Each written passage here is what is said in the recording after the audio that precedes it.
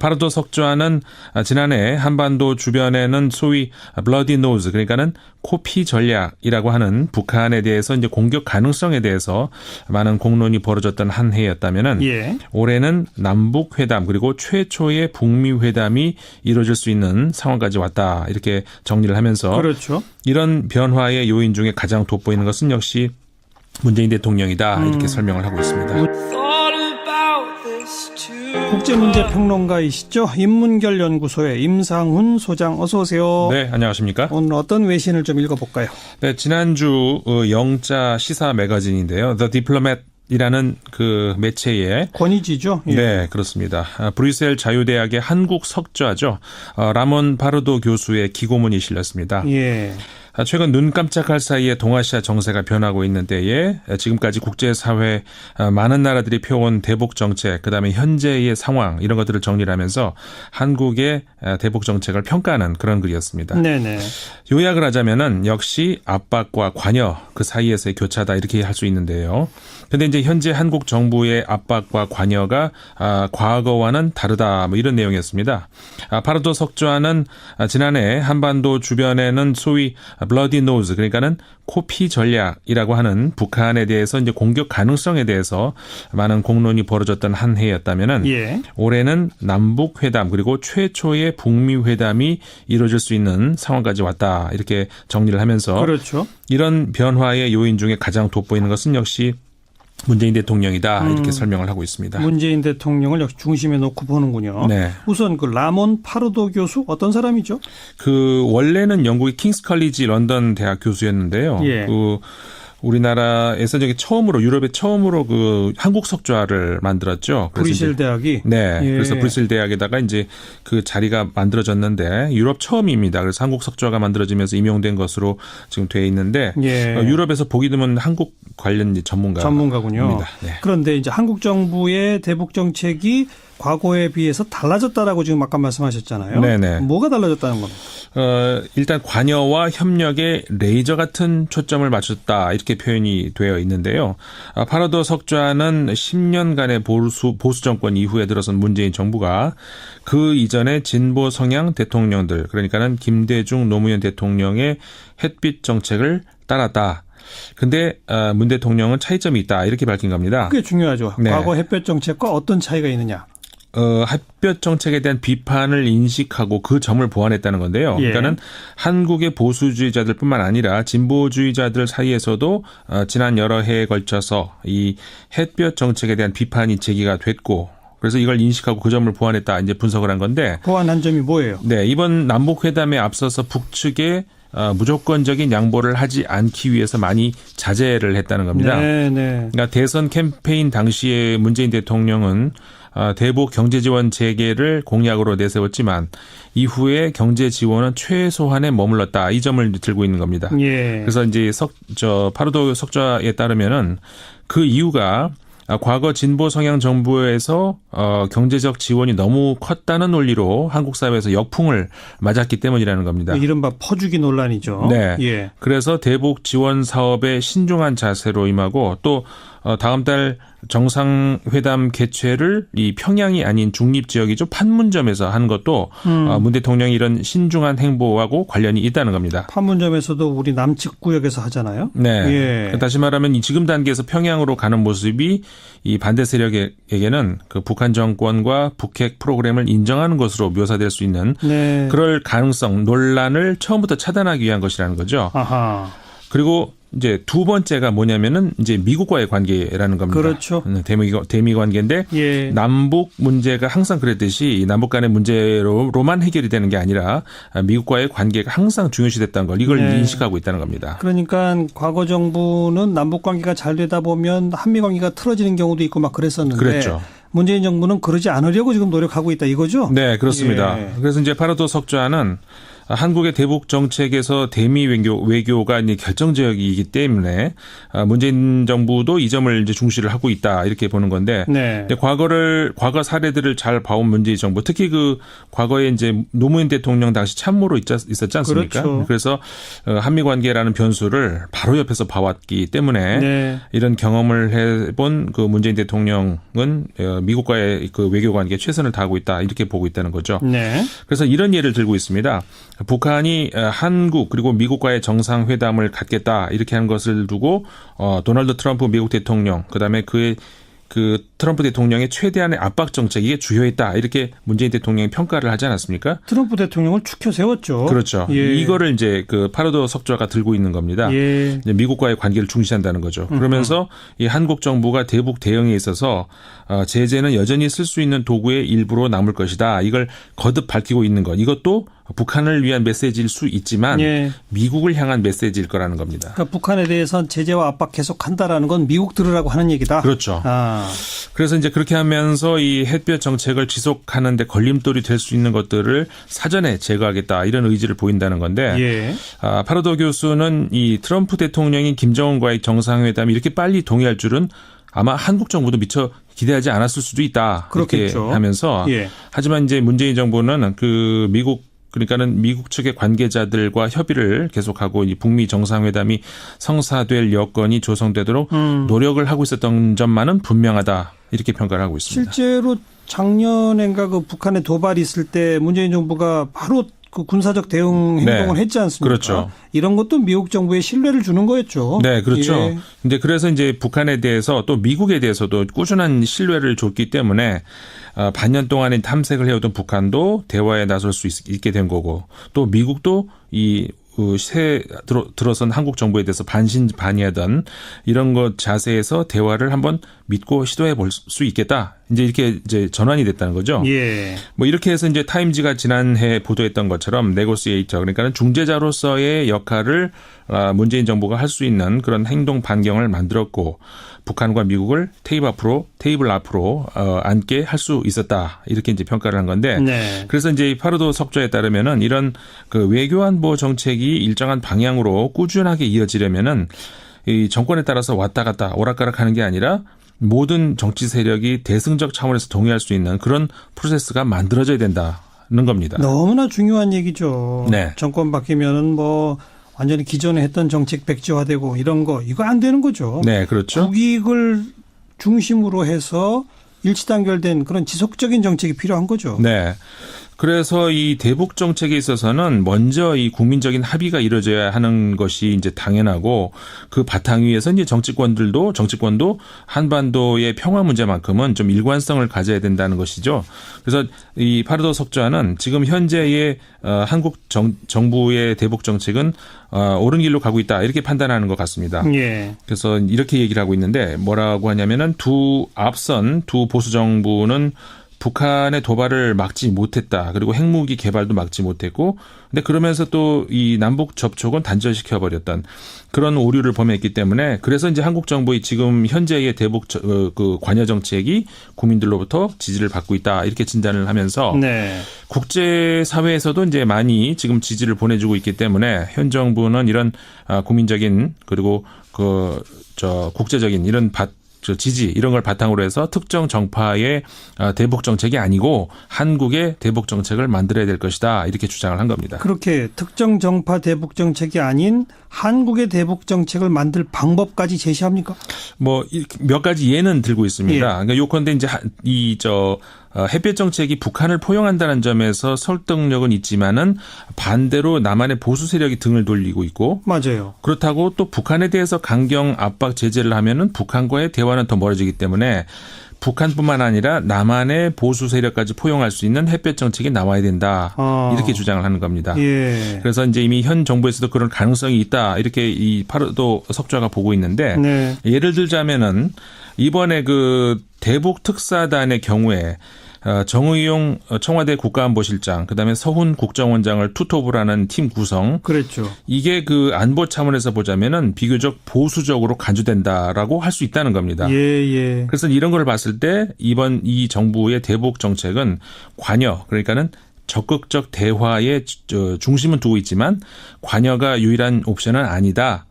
문재인 정부는 이런 생각을 하고 있다는 것 같다는 겁니다. 이렇게만 쭉 가면 보수 진보 다 동의할 수 있는 대북 정책이 나올 수 있다? 네, 그거예요? 그렇게 보는 거죠. 그래서 이제 이제는 좀 차분하게 남쪽에 이 반대 세력까지 설득을 하는 그런 노력을 해야 될 거다. 이 현 정부가 네. 이제 이렇게 주장을 하는 건데 이제 파르도 석좌는 문재인 대통령은 지금 한반도 셈법을 새롭게 짜려고 하고 있다. 이렇게 보면서 대북 관여를 추구하지만은 이것은 남북 관계의 새 틀, 그러니까는 문재인 정부 이후까지 이어질 수 있는 틀을 마련하려는 것이다. 이렇게 분석을 하고 있는데요. 네. 그래서 이제 그 맥락에서 조금 전에 말씀드렸던 그 보수를 어우르는 햇볕 정책 이게 만들어져야 된다는 것이 이제 이해될 수 있을 것 같습니다. 그래서 이렇게 새 틀을 짜는 작업은 시간이 많이 걸리지 않겠습니까? 당연하죠. 그렇기 때문에 그래서 문재인 대통령이 임기 초반에 김정은 정권과 정상회담을 하려고 하는 것이다. 이렇게 이제 해석을 한 겁니다. 그렇죠. 정상회담이 마무리가 아니라 이제 시작인 거니까. 네. 예. 그래서 이제 문재인 정부가 이제 4월 남북 정상회담 때 이루어진 합의를 이행할 시간을 남은 4년을 이제 갖게 되지 않겠습니까? 그렇죠. 그래서 그 4년 동안의 대북 정책을 통해서 일정한 성과가 나온다면은 차기 대통령이 이거를 쉽게 네. 이런 합의를 어기지는 못하게 될 것이다. 이렇게 주장을 하는 거죠. 노무현 정부 때 그 두 번째 남북 정상회담 했습니다만 네. 그게 퇴임 얼마 안 남겨놓고 했기 때문에 결국은 아무것도 안 됐잖아요. 그렇죠. 그런 일이 반복되지 않기 위해서 지금 정상회담을 일찍 하는 거다 이런 거죠. 네, 그렇죠. 예. 그래서 이제 그 차기 대통령이 선출될 때까지 이루어진 그 문재인 정부의 4년간의 협력 이거는 이제 그렇게 잘 되면은 번복되지 않을 것이다, 힘들 것이다 이렇게 보는 것이죠. 예. 이와 함께 이제 문재인 대통령이 지금 그렇게 하고 있듯이 앞으로의 한반도 문제는 우리 운명인 만큼 우리가 주도권을 쥐고 개척을 해야 되고 그게 앞으로 들어설 차기 정부에서도 이어져야 된다. 이런 신념을 가지고 문재인 정부가 일하는 것 같다. 이렇게 이제 보고 있다는 겁니다. 네. 이렇게 얘기합니다. 그대로 제가 옮겨드리면은 문재인 대통령은 한반도 문제에 있어서는 앞으로는 한국이 확실히 운전석에 앉도록 하는 유산을 마련하는 데 열중하는 모습이다. 이렇게 이제 평가를 하면서 예. 한국의 보수주의자들은 때때로 남북 관계를 희생시켜서 미국과의 동맹을 관리하는 데 더 관심을 갖고 있는 것 같다. 그렇죠. 이렇게 얘기를 하면서 이렇게 될 경우에 이제 좀 중요한 얘기를 하고 있는 것 같은데 예. 코리아 패싱이라고 하는 것도 바이패싱 오브 사우스 코리아 이렇게 얘기를 하는데 예. 이 코리아 패싱도 바로 그래서 나오는 것이다. 이렇게 지적을 하고 있습니다. 그러니까 남북 관계 해치면서까지 미국과의 동맹에 매달릴 때 바로 그때 코리아 패싱이 생긴다? 네, 그렇죠. 그거 좀 설명해 주세요. 그래서 이제 그 한반도 안정을 되찾고 평화를 앞당기고 대북 관계 또 한미 관계 이런 것들 모두를 정상화하기 위해서는 이제 우리가 이제 운전석에 앉아서 한반도 문제를 풀어야 한다는 거죠. 예. 그래서 이제 파르도 석좌는 문재인 대통령의 경우에 이 남북 정상회담을 서울도 아니고 평양도 아닌 그 중립 지역 그러니까 판문점에서 갖기로 한 것. 예. 이것도 앞으로 정기적으로 정상회담이 정기적으로 열릴 가능성을 열기 위해서 그렇게 했다는 거고. 그렇습니다. 그렇게 뭐 보겠습니다. 정례화 얘기가 벌써 나오잖아요. 네. 예. 또 앞으로 발생할 수 있는 이제 앞으로 뭐 그 여러 가지 변수가 있지 않겠습니까? 근데 그런 긴장 관계 이걸 신속하게 완화하기 위해서 지금까지 없었던 그 남북 정상 간의 핫라인을 최초로 이제 개설했다. 이런 설명도 하고 있는데 그렇죠. 또 그 현 단계에서 한국 정부가 하고 있는 일은 경제 협력 재개 가능성을 염두에 두고 김정은의 그 경제 개혁 추진이 얼마나 진정성이 있는 것인지 그리고 한국이 어디까지 북한을 지원해 줄 수 있는지 그리고 그것으로부터 얻어질 수 있는 게 뭔지 이런 것들을 좀 가늠해 보고 있는 그런 중이다. 네. 이렇게 하면서 이제 결국은 이게 이런 것들이 현 정부만의 업적으로 끝나면 안 되고 정부가 바뀌면 또 백지화되는 것이 아닌 앞으로 향후 후임 대통령들이 사용할 수 있는 준영구적 이렇게 표현합니다. 준영구적인 틀을 예. 발전시키고 있다. 이제 문재인 현 대통령이 그렇게 돼야죠. 예 그렇게 되면서 이게 아마도 문재인 대통령이 남길 유산 중에서 어쩌면은 가장 중요한 부분이 될 수도 있다. 이렇게 파르도 석좌는 글을 맺고 있습니다. 이제 거기다가 뭐 북미 정상회담까지 있으니까 정말 준영구적이 아니라 영구적인 네. 한반도 구조의 재정립 여기까지 우리가 좀 내다봐야 되지 않겠습니까? 그렇죠. 네. 조금 다른 소식 하나 볼까요? 네. 지난주에도 제가 그 패럴림픽 관련 외신보도 전해드린 적이 있었는데, 지난 일요일 패럴림픽 성공적으로 마치지 않았습니까? 그렇죠. 그래서 이제 패럴림픽도 이 남북 대화처럼 좀 전에 우리 나눈 것처럼 단발성 행사로 그칠 게 아니라 향후 좀 계속 주목받을 수 있는 준영구적인 틀을 마련해야 되면 하면 어떨까? 네. 이런 고민을 좀 해봐야 되지 않겠습니까? 예. 근데 독일의 한 언론이 아주 기발한 아이디어를 냈습니다. 그래서 이제 이게 참 공유해보고 싶어서 제가 가져왔는데, 네. 독일의 타게스 슈피겔이라는 이제 언론이 지난 18일 일자 기사에서 평창 패럴림픽도 역시 이제 그 잘 치러졌다. 네. 여기서 거둔 사회적 가치가 과소평가할 수준이 아니었다. 이렇게 얘기를 하면서 33만 장 이상의 입장권이 판매된 것. 이거는 패럴림픽 사상 기록을 수립한 것이다. 그랬다죠. 네. 예.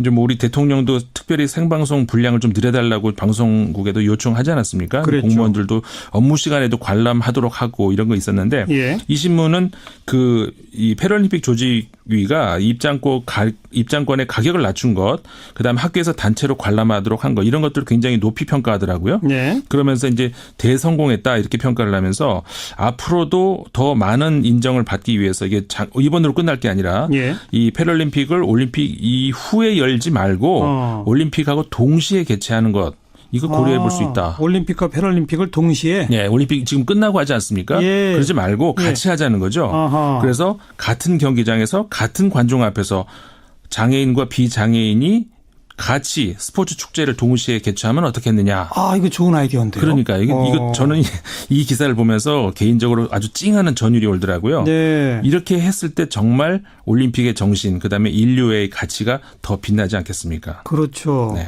같은 경기장에서 아이스하키 하고 그다음 또 장애인 아이스하키 또 하고. 네. 그럴 수 있는 거죠. 그렇죠. 예를 들어서 같은 경기장에서 이제 컬링 같은 경우에도 동시에 여러 개가 열릴 수 있으니까 같이 하자는 거죠. 한번 생각해 봅시다. 네. 국제올림픽위원회에 제안합니다. 이렇게. 네. 네, 수고하셨습니다. 네, 감사합니다. 밖에서 본 한국이었습니다. 국제문제평론가 인문결 연구소의 임상훈 소장이었어요. 석좌는 지난해 한반도 주변에는 소위 블러디 노즈, 그러니까는 코피 전략이라고 하는 북한에 대해서 이제 공격 가능성에 대해서 많은 공론이 벌어졌던 한 해였다면은 예. 올해는 남북 회담 그리고 최초의 북미 회담이 이루어질 수 있는 상황까지 왔다, 이렇게 정리를 하면서 그렇죠. 이런 변화의 요인 중에 가장 돋보이는 것은 역시 문재인 대통령이다, 이렇게 설명을 하고 있습니다. 문재인 대통령을 역시 중심에 놓고 보는군요. 네. 우선 그 라몬 파르도 교수 어떤 사람이죠? 원래는 영국의 킹스 컬리지 런던 대학 교수였는데요. 예. 우리나라에서 유럽에 처음으로 그 한국 석좌를 만들었죠. 브뤼셀 대학이. 네. 예. 그래서 브뤼셀 대학에다가 이제 그 자리가 만들어졌는데 유럽 처음입니다. 그래서 한국 석좌가 만들어지면서 임용된 것으로 지금 돼 있는데 예. 유럽에서 보기 드문 한국 관련 전문가군요. 네. 그런데 이제 한국 정부의 대북 정책이 과거에 비해서 달라졌다라고 지금 아까 말씀하셨잖아요. 네네. 뭐가 달라졌다는 겁니까? 일단 관여와 협력에 레이저 같은 초점을 맞췄다, 이렇게 표현이 되어 있는데요. 파르도 석좌는 10년간의 보수 정권 이후에 들어선 문재인 정부가 그 이전에 진보 성향 대통령들, 그러니까는 김대중, 도널드 트럼프 미국 대통령, 그다음에 그 트럼프 대통령의 최대한의 압박 정책, 이게 주요했다, 이렇게 문재인 대통령이 평가를 하지 않았습니까? 트럼프 대통령을 추켜 세웠죠. 그렇죠. 예. 이거를 이제 그 파르도 석좌가 들고 있는 겁니다. 예. 이제 미국과의 관계를 중시한다는 거죠. 그러면서 이 한국 정부가 대북 대응에 있어서 제재는 여전히 쓸 수 있는 도구의 일부로 남을 것이다, 이걸 거듭 밝히고 있는 것. 이것도 북한을 위한 메시지일 수 있지만 예. 미국을 향한 메시지일 거라는 겁니다. 그러니까 북한에 대해서는 제재와 압박 계속한다라는 건 미국 들으라고 하는 얘기다. 그렇죠. 그래서 이제 그렇게 하면서 이 햇볕 정책을 지속하는 데 걸림돌이 될 수 있는 것들을 사전에 제거하겠다, 이런 의지를 보인다는 건데 예. 파르도 교수는 이 트럼프 대통령이 김정은과의 정상회담이 이렇게 빨리 동의할 줄은 아마 한국 정부도 미처 기대하지 않았을 수도 있다, 그렇겠죠. 이렇게 하면서 예. 하지만 이제 문재인 정부는 그러니까는 미국 측의 관계자들과 협의를 계속하고 이 북미 정상회담이 성사될 여건이 조성되도록 노력을 하고 있었던 점만은 분명하다, 이렇게 평가를 하고 있습니다. 실제로 작년엔가 그 북한에 도발이 있을 때 문재인 정부가 바로 그 군사적 대응 행동을 했지 않습니까? 그렇죠. 이런 것도 미국 정부에 신뢰를 주는 거였죠. 네, 그렇죠. 예. 근데 그래서 이제 파르도 석좌는 지난해 한반도 주변에는 소위 블러디 노즈, 그러니까는 코피 전략이라고 하는 북한에 대해서 이제 공격 가능성에 대해서 많은 공론이 벌어졌던 한 해였다면은 예. 올해는 남북 회담 그리고 최초의 북미 회담이 이루어질 수 있는 상황까지 왔다, 이렇게 정리를 하면서 그렇죠. 이런 변화의 요인 중에 가장 돋보이는 것은 역시 문재인 대통령이다, 이렇게 설명을 하고 있습니다. 국제문제평론가이시죠. 인문결 연구소의 임상훈 소장, 어서 오세요. 네, 안녕하십니까? 오늘 어떤 외신을 좀 읽어볼까요? 네, 지난주 영자 시사 매거진인데요. The Diplomat이라는 그 매체에 권위지죠. 예. 네, 그렇습니다. 브뤼셀 자유대학의 한국 석좌죠. 라몬 파르도 교수의 기고문이 실렸습니다. 예. 최근 눈 깜짝할 사이에 동아시아 정세가 변하고 있는 때에 지금까지 국제사회 많은 나라들이 펴온 대북 정책, 그다음에 현재의 상황, 이런 것들을 정리를 하면서 한국의 대북 정책을 평가하는 그런 글이었습니다. 네네. 요약을 하자면은 역시 압박과 관여 그 사이에서의 교차다, 이렇게 할 수 있는데요. 근데 이제 현재 한국 정부의 압박과 관여가 과거와는 다르다, 뭐 이런 내용이었습니다. 파르도석 노무현 대통령의 햇빛 정책을 따랐다. 근데 문 대통령은 차이점이 있다, 이렇게 밝힌 겁니다. 그게 중요하죠. 네. 과거 햇볕 정책과 어떤 차이가 있느냐. 햇볕 정책에 대한 비판을 인식하고 그 점을 보완했다는 건데요. 예. 그러니까는 한국의 보수주의자들뿐만 아니라 진보주의자들 사이에서도 지난 여러 해에 걸쳐서 이 햇볕 정책에 대한 비판이 제기가 됐고, 그래서 이걸 인식하고 그 점을 보완했다, 이제 분석을 한 건데. 보완한 점이 뭐예요? 네, 이번 남북 회담에 앞서서 북측에 무조건적인 양보를 하지 않기 위해서 많이 자제를 했다는 겁니다. 네네. 그러니까 대선 캠페인 당시에 문재인 대통령은 대북 경제 지원 재개를 공약으로 내세웠지만 이후에 경제 지원은 최소한에 머물렀다, 이 점을 들고 있는 겁니다. 예. 그래서 이제 파르도 석좌에 따르면은 그 이유가 과거 진보 성향 정부에서 경제적 지원이 너무 컸다는 논리로 한국 사회에서 역풍을 맞았기 때문이라는 겁니다. 이른바 퍼주기 논란이죠. 네. 예. 그래서 대북 지원 사업에 신중한 자세로 임하고, 또 다음 달 정상회담 개최를 이 평양이 아닌 중립 지역이죠, 판문점에서 한 것도 문 대통령이 이런 신중한 행보하고 관련이 있다는 겁니다. 판문점에서도 우리 남측 구역에서 하잖아요. 네. 예. 다시 말하면 이 지금 단계에서 평양으로 가는 모습이 이 반대 세력에게는 그 북한 정권과 북핵 프로그램을 인정하는 것으로 묘사될 수 있는 네. 그럴 가능성, 논란을 처음부터 차단하기 위한 것이라는 거죠. 아하. 그리고 이제 두 번째가 뭐냐면은 이제 미국과의 관계라는 겁니다. 그렇죠. 대미 관계인데 예. 남북 문제가 항상 그랬듯이 이 남북 간의 문제로만 해결이 되는 게 아니라 미국과의 관계가 항상 중요시됐다는 걸, 이걸 네. 인식하고 있다는 겁니다. 그러니까 과거 정부는 남북 관계가 잘 되다 보면 한미 관계가 틀어지는 경우도 있고 막 그랬었는데, 그랬죠. 문재인 정부는 그러지 않으려고 지금 노력하고 있다, 이거죠? 네, 그렇습니다. 예. 그래서 이제 파르도 석좌는 한국의 대북 정책에서 대미 외교가 이제 결정적이기 때문에 문재인 정부도 이 점을 이제 중시를 하고 있다, 이렇게 보는 건데. 네. 과거 사례들을 잘 봐온 문재인 정부, 특히 그 과거에 이제 노무현 대통령 당시 참모로 있었지 않습니까? 그렇죠. 그래서 한미 관계라는 변수를 바로 옆에서 봐왔기 때문에 네. 이런 경험을 해본 그 문재인 대통령은 미국과의 그 외교 관계에 최선을 다하고 있다, 이렇게 보고 있다는 거죠. 네. 그래서 이런 예를 들고 있습니다. 북한이 한국 그리고 미국과의 정상회담을 갖겠다, 이렇게 한 것을 두고